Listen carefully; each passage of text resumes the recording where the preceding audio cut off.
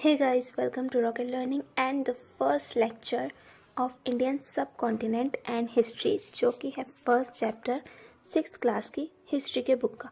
ठीक है, तो इस चैप्टर में हम पढ़ने वाले हैं इंडियन सबकॉन्टिनेंट के बारे में।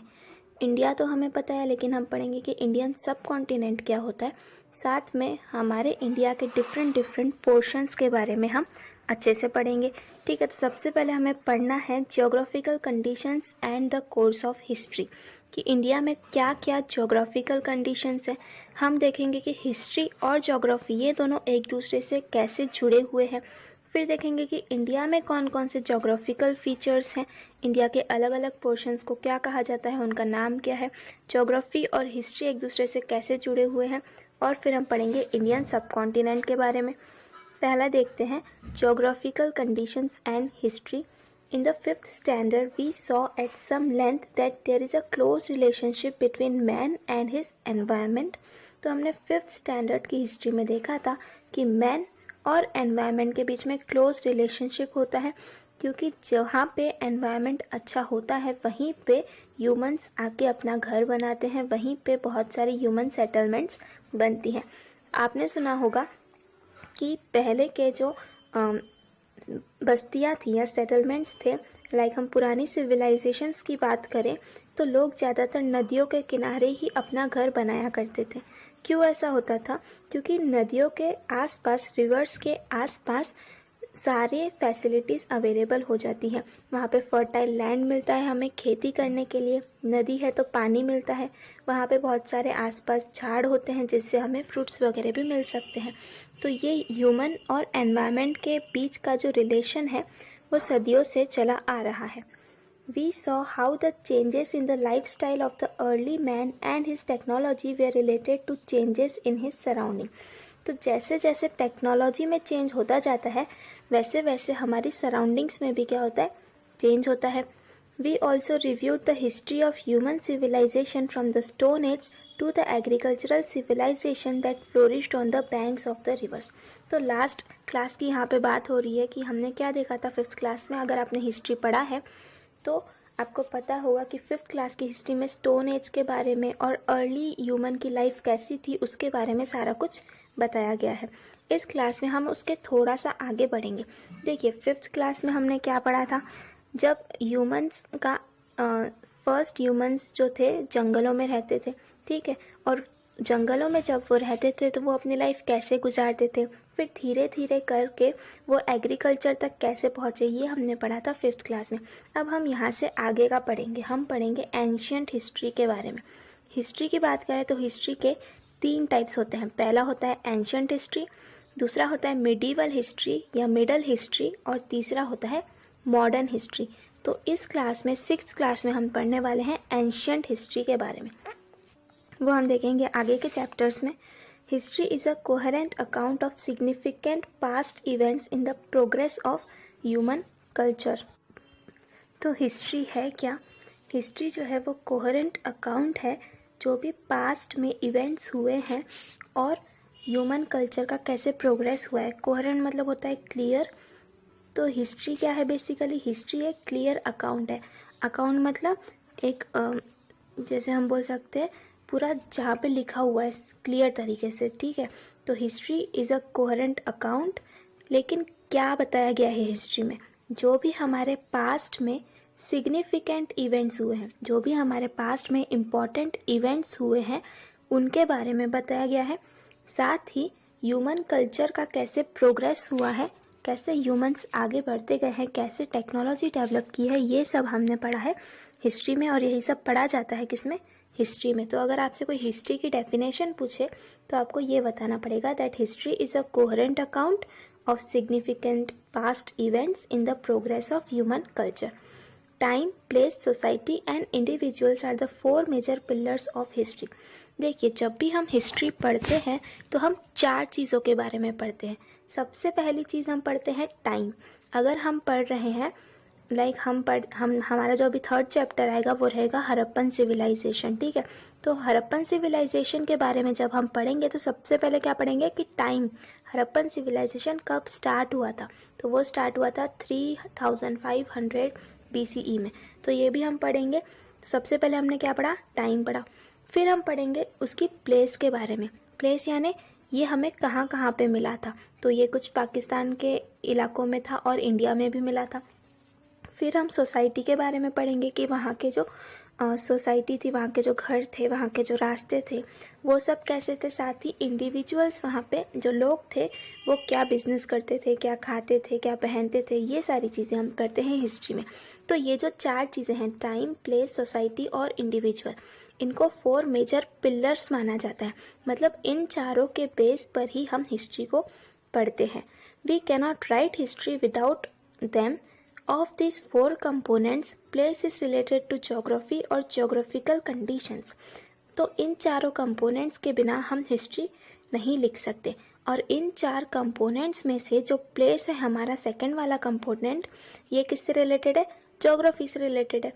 क्योंकि ज्योग्राफी में हम क्या पढ़ते हैं, हम सारी प्लेसेस के बारे में पढ़ते हैं। इंडिया कहाँ पे है, अमेरिका कहाँ पे है ना, तो यही सब हम पढ़ते हैं ज्योग्राफी में। तो प्लेस जो है वो किससे रिलेटेड हो गया, ज्योग्राफी से रिलेटेड। मतलब देखिए यहाँ पे क्या बोलने की कोशिश की है कि हिस्ट्री पढ़ने के लिए हमें 4 चीज़ें पढ़नी पड़ेगी, टाइम, प्लेस, सोसाइटी और इंडिविजुअल। लेकिन जब हम प्लेस पढ़ेंगे इसका मतलब हम क्या पढ़ रहे हैं, हम ज्योग्राफी पढ़ रहे हैं। तो मतलब हिस्ट्री पढ़ने के लिए हमें ज्योग्राफी भी पढ़ना क्या है, ज़रूरी है। In this sense history and geography are inseparable. तो यहाँ पे बताया गया है कि जो हिस्ट्री और ज्योग्राफी, ये तो जो सब्जेक्ट्स है ये इनसेपरेबल है। मतलब इनको हम सेपरेट नहीं कर सकते, अलग अलग नहीं कर सकते। अगर हमें हिस्ट्री पढ़ना है तो ज्योग्राफी भी पढ़ना ज़रूरी है। History is influenced by geographical conditions in many ways. तो हिस्ट्री जो है वो ज्योग्राफिकल कंडीशन से जुड़ी होती है बहुत सारे वेज में। Our diet, clothing, housing, occupation, in fact all human life in any region depends to a large extent on its geographical characteristics। तो ह्यूमन की जो लाइफ है वो उसके geographical characteristics पर डिपेंड करती है। क्या क्या चीज़ें हम ज्योग्राफी पर डिपेंड करती है, पहला तो है हमारा डाइट। देखिए हमारा जो खाना है वो हमारे आसपास जिस तरह की चीज़ें मिलेंगी उस पर डिपेंड करेगा। मान लीजिए मेरा घर है, मेरे घर के आसपास बहुत सारे नारियल के झाड़ है, तो मेरे डाइट में यानी खाने में नारियल इंक्लूड होगा। क्यों, क्योंकि वहाँ का ज्योग्राफिकल कंडीशन जो था वहाँ पे नारियल के झाड़ थे। अगर मेरे आसपास बहुत सारे एप्पल के झाड़ हैं तो मेरे खाने में, मेरे डाइट में क्या इंक्लूड होगा, एप्पल इंक्लूड होगा। साथ ही क्लॉथिंग भी डिपेंड करती है इसी पर कि हम कैसे कपड़े पहनेंगे, तो हमारे आसपास जो अवेलेबल होता है हम वही पहनते हैं। हाउसिंग, हमारे घर कैसे होंगे ये भी डिपेंड करता है ज्योग्राफिकल कंडीशंस पे। तो वहाँ की लकड़ी कैसी है उस पर डिपेंड करेंगे हमारे हाउसिंग। फिर हम वहाँ पे क्या ऑक्यूपेशन कर रहे हैं, ठीक है। अगर समंदर है, हमारे घर के आसपास ही कोई रिवर है, तो हम वहाँ पे बोटिंग का ऑक्यूपेशन कर सकते हैं, बोट बनाने का, फिशिंग का कर सकते हैं। लेकिन अगर हमारे घर के आसपास बहुत सारा लैंड है तो हम वहाँ पे क्या करेंगे, एग्रीकल्चर करेंगे, खेती करेंगे। तो ये भी किस पर डिपेंड हो गया, ज्योग्राफी पर डिपेंड हो गया। For example, the life of the people in hilly regions is more strenuous than that of the people on the plains। तो जो हिली रीजन्स में, पहाड़ों वाले इलाकों में लोग रहते हैं, उनकी लाइफ बहुत ही स्ट्रेनियस होती है, डिफ़िकल्ट होती है एज़ कम्पेयर टू जो प्लेन्स में लोग रहते हैं। यानी प्लेन लैंड पे अगर आप रहो या पहाड़ वाले इलाकों में रहो, बताइए कहाँ पे आपकी लाइफ ईजी होगी। ऑफकोर्स जो प्लेन वाला एरिया है वहाँ पे आपकी लाइफ ईजी होगी। Not much fertile land is available in the hilly regions while in the plains it is available on a large scale। अगर हिली रीजन्स की बात करें तो वहाँ पे ज़्यादा फर्टाइल लैंड अवेलेबल नहीं है। फर्टाइल लैंड क्या होता है, जहाँ पे हम एग्रीकल्चर कर सकते हैं। जो लैंड डेवलप होता है एग्रीकल्चर करने के लिए, खेती करने के लिए, उस लैंड को हम कहते हैं फर्टाइल लैंड। तो ये जो फर्टाइल लैंड है वो हिली रीजन्स में कभी भी आपको नहीं दिखेगा। लेकिन ये लैंड आपको कहाँ मिलेगा, प्लेन वाले रीजन में। इंडिया की बात करें, जो दिल्ली है, पंजाब है, ये प्लेन वाला रीजन है, तो यहाँ पे आपको मिल जाता है fertile land. That is why grains and vegetables are scarce in hilly areas. In comparison people on plains get them in sufficient measure. तो यहाँ पे बताया गया है कि प्लेन वाली जो एरियाज है वहाँ पे हम एग्रीकल्चर कर सकते हैं, इसीलिए ग्रेन्स और वेजिटेबल्स जो है वो हमें ईजिली मिल जाते हैं। पर अगर हिली एरियाज़ है तो वहाँ पे हम एग्रीकल्चर नहीं कर सकते, इसीलिए वहाँ पे जो ग्रेन्स हैं और वेजिटेबल्स हैं वो हमें खाने के लिए अच्छे से नहीं मिल पाते। Naturally this is an impact on the diet of the people. तो यही इम्पैक्ट होता है डाइट पर लोगों की, कि अलग अलग रीजन्स में रहते हैं अगर हम, तो हमारी जो डाइट है वो भी अलग अलग होती है। In hilly regions people depend more on hunting and gathering for their food. We also find other such differences in the lifestyle of the people of hilly regions and those of plains।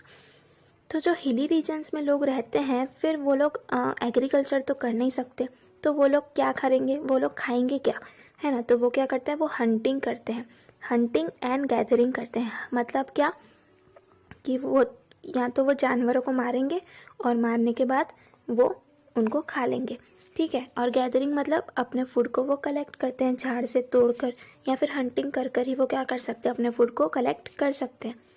तो ऐसे ही hilly areas में और plane regions में, दोनों areas में क्या है, difference होता है लाइफस्टाइल का।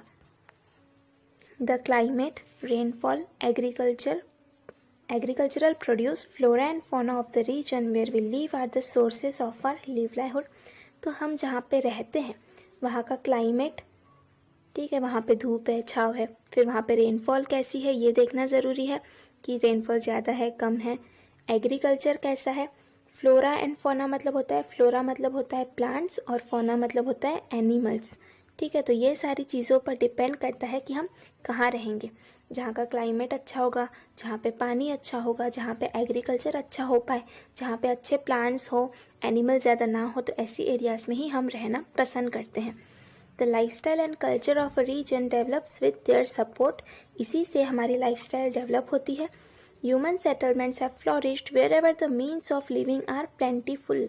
अब ह्यूमन सेटलमेंट्स कहाँ पे, ह्यूमन सेटलमेंट्स यानी अगर हम अपना घर बनाते हैं तो हमारे आसपास के लोगों ने भी घर बनाया मान लीजिए, तो ये सारी मिला के क्या हो गई, एक सेटलमेंट हो गई, ह्यूमन सेटलमेंट हो गई। यानी कि ह्यूमन्स की बस्तियाँ, लोगों की बस्तियाँ, उसे कहते हैं ह्यूमन सेटलमेंट।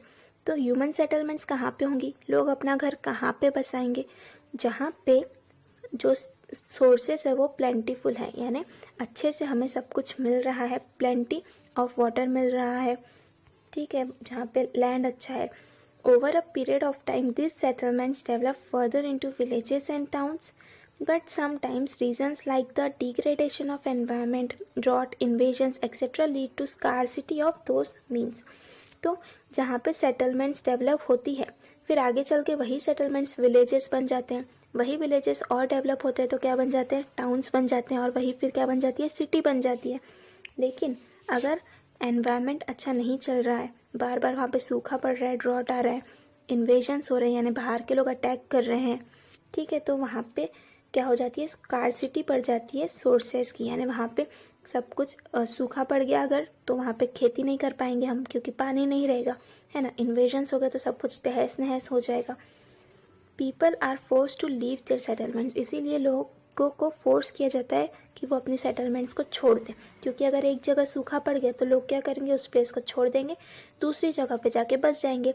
तो अगर लोग दूसरी जगह पे बसेंगे तो वहाँ पे ज़्यादा टाइम लगेगा उसको विलेज बनाने में, जबकि यहीं पे अगर रहते लोग तो यहाँ पे सब कुछ अवेलेबल था, तो यहाँ पे हम अच्छे से विलेज बना सकते थे।